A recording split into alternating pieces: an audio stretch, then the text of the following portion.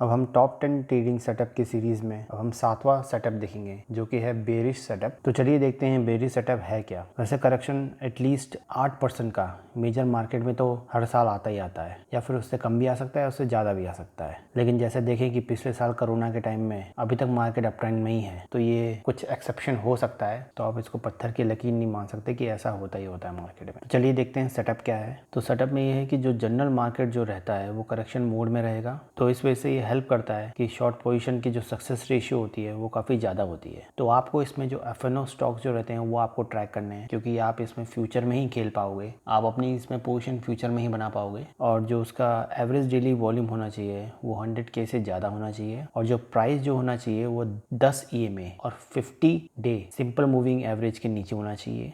Stock है वो 3% down होना चाहिए अपने प्रीवियस डे के क्लोजिंग प्राइस से, और जो स्टॉक है वो 2% डाउन होना चाहिए जो उसका ओपनिंग प्राइस रहेगा। अगर हम इंटरडे में देखें, अगर हम डेली के हिसाब से देखें तो 2% उसके जो ओपनिंग प्राइस रहेगा उसके डेली बेसिस के हिसाब से। और जो स्टॉक है वो न्यू 5 डे लो बनाता जाए और उसको एक रेजिस्टेंस मिले जब वो डिक्लाइन कर रहा हो अपने 10, 20 और 50 डे मूविंग एवरेज के पास। और जो स्टॉक है वो 3 दिन तक डाउन नहीं होना चाहिए इन ए रो, मतलब कॉन्सिक्यूटिवली वो डाउन नहीं होना चाहिए। और जो स्टॉक है वो पास्ट 3 दिन में 10% डाउन नहीं होना चाहिए, क्योंकि ऐसा माना जाता है कि ऑलरेडी मूव हो चुका है। और नेक्स्ट जो आता है कि प्राइस अपनी 200 DMA के नीचे होना चाहिए, जो कि एक प्लस पॉइंट रहता है, बट इसको हम नेसेसरी नहीं मानते, क्योंकि मार्केट में हर चीज कांस्टेंट नहीं होती। तो आप हर चीज को एक एक्सेप्शन लेके चलो। और 50 डे मूविंग एवरेज वो जरूरी नहीं कि वो 200 DMA के नीचे हो, बट ये एक अच्छा सिग्नल हो सकता है अगर वो उसके नीचे है तो। अब देखते हैं कि ये काम कैसे करता है, हाउज इट वर्क। जो बेरिश सेटअप है वो बहुत अच्छा काम करता है करेक्शन के मार्केट में, जब बहुत सारे स्टॉक नीचे को जा रहे हों, जब करेक्ट हो रहे हों, और ये फर्क नहीं पड़ता कि वो किस टाइप के स्टॉक हों और कैसे स्टॉक हों, मतलब वो हाई वोलेटाइल स्टॉक हो या फिर लो वोलेटाइल स्टॉक हो। और फंडामेंटल तो बिल्कुल काम ही नहीं करता ये शॉर्ट टर्म के पर्सपेक्टिव में, क्योंकि इसमें फियर बहुत ज़्यादा हो जाता है लोगों को, और जिसकी वजह से वो फोर्स लिक्विडेशन करते हैं और अपनी पोजीशन फटाफट काटते हैं, जिसकी वजह से एक मैसिव सेल ऑफ आता है। और जब बिग हाउसेस और जब बिग प्लेयर, बिग बॉयज और हेज फंड्स जब अपने वेयर हाउस को खाली कर रहे होते हैं तो उनको काफ़ी लंबा दिन चाहिए होता है, काफ़ी लंबा टाइम चाहिए होता है, मल्टीपल डेज चाहिए होते हैं, वीक चाहिए होते हैं, सो दैट वो अपनी पोजीशन को डिस्ट्रीब्यूट कर सकें, क्योंकि उतने मार्केट में बायर नहीं रहते उसको कंज्यूम करने के लिए। और उस टाइम क्या रहता है कि लिक्विडिटी नहीं रहती, जो कि काफ़ी लिक्विडिटी उनको ज़रूरत पड़ती है। तो इस वजह से डाउन साइड का जो मूव रहता है वो और ज़्यादा नीचे को आ जाता है, तो ये बाकी लोगों को भी डरा देता है और इसकी वजह से और ज़्यादा सेलिंग आ जाती है। जैसे कि हम देखते हैं कि लोग में अप ट्रेंड की वजह से बहुत ही ज़्यादा पॉजिटिवनेस और बहुत ही ज़्यादा ऑप्टिमिस्ट हो जाते हैं, काफ़ी बुलिश हो जाते हैं। वैसे ही जब मार्केट डिक्लाइन हो रहा होता है तब उनमें फियर और पेसिमिज्म बहुत ज़्यादा छा जाता है, तो इस वजह से मार्केट और ज़्यादा डिक्लाइन होता है। और बुल मार्केट टिपिकली स्टॉक्स के लिए रहता है जिसमें बहुत अच्छी अपॉर्चुनिटीज़ मिलती हैं लॉन्ग जाने के लिए, और हल्का जब वो पुल बैक देता है तो शॉर्ट के लिए भी। अब आते हैं when to trade this setup, कब आपको ये सेटअप ट्रेड करना चाहिए। इस सेटअप को ट्रेड करने के लिए सबसे फेवरेबल कंडीशन तब बनती है जब at least 2 of the 4 major market indexes जब डाउन ट्रेंड में हो, जैसे कि स्मॉल कैप, मिड कैप और लार्ज कैप। अगर ये तीनों ही डाउन ट्रेंड में है तो आप समझ जाइए कि करेक्शन का टाइम आ गया है या चल रहा है, तो आपको उसी हिसाब से अपनी पोजीशन बनानी है। और डाउन ट्रेंड का मीनिंग रहता है कि करंट प्राइस जो है वो अपने बिलो होना चाहिए 10 डे एक्सपोनेंशियल मूविंग एवरेज से और 50 डे सिंपल मूविंग एवरेज से। और अक्सर ये देखा जाता है कि स्मॉल कैप जो इंडेक्स रहते हैं वो सबसे पहले नीचे को जाते हैं, वो सबसे पहले ब्रेक डाउन करते हैं 10 और 50 डे मूविंग एवरेज को। और वैसे भी फाइनेंशियल मार्केट एक दिन में कभी ऊपर और दूसरे दिन में कभी नीचे ऐसे नहीं चलता, वो या फिर एक चौपी रेंज में रहेंगे या फिर एक रेंज बाउंड मार्केट में रहेंगे, और उसके बाद या तो वो ऊपर को जाएंगे या तो नीचे को जाएंगे। के हिसाब से आपको अपनी पोजीशन लेनी है। और आपको सबसे ज़्यादा ध्यान इसमें इंडस्ट्रीज के ऊपर और सेक्टर्स के ऊपर ध्यान देना चाहिए, क्योंकि जो सेक्टर या इंडस्ट्री सबसे पहले जो ब्रेकडाउन होती है वो बहुत ही अच्छी अपॉर्चुनिटीज़ देती हैं बेरिश सेटअप के लिए, तो आप शॉर्ट की पोजीशन वहाँ पर अच्छे से बना सकते हो। एक चीज़ यहाँ नोट करने की है, जब राइजिंग मार्केट रहता है तो ये चीज़ बढ़िया रहती है कि अगर आप 3% बाउंस से अगर आप स्टॉक को बाय करें, जो कि अपने 10 डे और 20 डे एक्सपोनेंशियल मूविंग एवरेज से बाउंस करता है, एक अपसाइड मोमेंटम अप ट्रेंड को बनाने में काफ़ी मदद करता है। और डिक्लाइनिंग मार्केट में जब आप शॉर्ट पोजीशन बनाते हो तो उसके 3% रिवर्सल से अगर उसके 10 और 20 डी एमई के नीचे है तो वो डाउन साइड का मोमेंटम एक बनाता है, तो आप इसमें शॉर्ट साइड का बना सकते हो। अब आते हैं where to put your stop loss. आपको अपना स्टॉप लॉस कहाँ रखना चाहिए। स्टॉप जो है आपको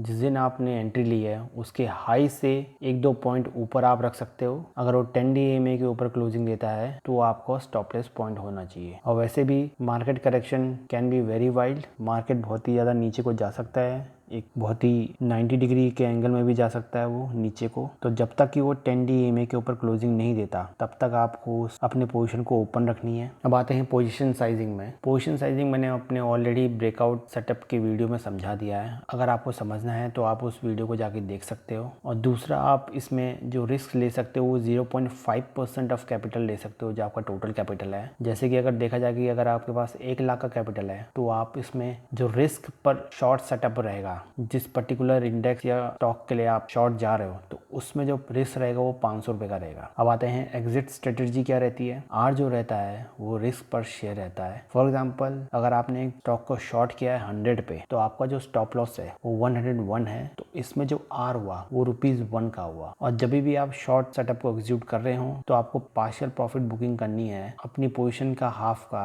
जब आप 2R अचीव कर लेते हो, प्रॉफिट अचीव कर लेते हो। और वैसे भी ज़्यादातर प्रॉफिट शॉर्ट साइड में ज़्यादा देर तक नहीं रहता, आपको उसको प्रोटेक्ट करना चाहिए बिकॉज जो मार्केट है वो काफ़ी वोलेटाइल रहता है अपने करेक्शन के मोड में। अगर आपको जानना है कि मार्केट कितना वोलेटाइल रहता है तो आप कोरोना के टाइम में जैसे ही मार्केट नीचे को जा रहा है तो आप विक्स देख सकते हो जो कि 80 तक गया है। और दूसरा जो एग्जिट हम देखेंगे, आप अपने 10 DMA के ऊपर अगर क्लोजिंग देता है तो आप उसको कवर कर सकते हो, और या फिर अगर वो 7 to 10 आर अगर आपको मिल जाता है तभी भी आप उसको अपनी सारी पोजीशन क्लोज कर सकते हो। और तीसरा हम ये देखेंगे कि आप अपना टाइम स्टॉप भी रख सकते हो। अगर आपसे 3 से 10 दिन ट्रेडिंग डे में अगर ब्रेकआउट फॉलो नहीं करता उस ट्रेंड को तभी भी आप अपनी पोजीशन काट सकते हो। अब आते हैं how to find this setup. सबसे पहले आपको एक वॉच लिस्ट क्रिएट करनी पड़ेगी स्क्रीनर के थ्रू। जब आप एक स्टॉक्स को ट्रैक करोगे जो कि 50 और 200 डे मूविंग एवरेज को ब्रेक कर चुके हैं, जो कि उसके नीचे हैं, और जो स्टॉक अप ट्रेंड में 50 to 80% अपसाइड मूव दे चुके हैं, और वही स्टॉक सबसे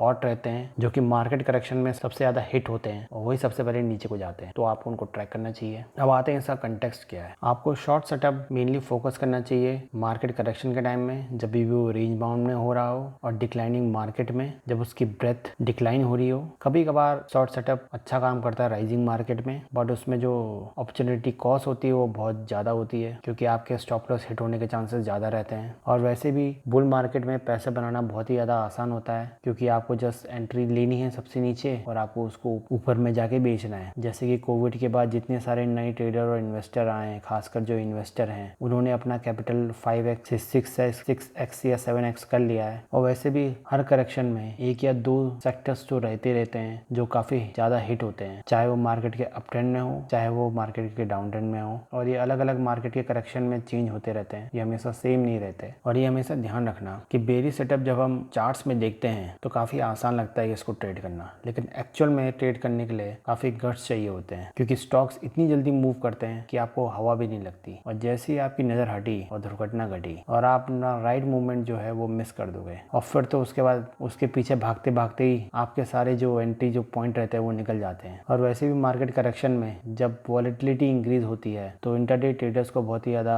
हेल्प करती है उनको प्रॉफिट देने में। और वैसे भी हर किसी की इतनी क्षमता नहीं कि वो पूरे दिन स्क्रीन के सामने बैठे रहे। That's why most of the people love doing swing trading. और वैसे भी स्विंग ट्रेडिंग बहुत ही ज़्यादा चैलेंजिंग है। ये तभी भी चैलेंजिंग है जब आपका ट्रेड आपके डायरेक्शन में चल रहा हो। और वैसे भी टाइम आता है जब आप पैसे बनाते हो, और वो भी टाइम आता है जब आप पैसे लूज नहीं करना चाहते। मेजॉरिटी ऑफ द ट्रेडर्स वो चाहते हैं कि वो अपना कैश पोजीशन थोड़ी देर के लिए साइड में रखें, और वो थोड़ी देर के लिए साइड में बैठ जाते हैं और वो राइट टाइम का इंतजार करते हैं। और अच्छी अपॉर्चुनिटीज तब आती हैं जब 10 to 20% का ड्रॉप आता है मेजर इंडेक्स में, और इसके बाद ये ट्रेडर्स के लिए काफ़ी अच्छी एक एडवांटेज बन जाती है क्योंकि जितना बड़ा करेक्शन होगा उतनी बड़ी अपॉर्चुनिटीज होगी। जैसे कि हम कोरोना का एग्जांपल देख सकते हैं। कोरोना टाइम में मार्केट 30% नीचे हो गया और उसके बाद जो अराउंड 100% से भी वो ऊपर को गया अभी, तो वो अभी 100% के भी ऊपर को है। तो कभी कभार आपको जस्ट पेशेंसली चुपचाप बैठना है और वेट करना है अपनी एंट्री का। ऐसी ही लर्निंग के लिए बने रहिए, मैं इसी टाइप के कंटेंट डालता रहूंगा। So stay tuned for more update and thank you for watching this.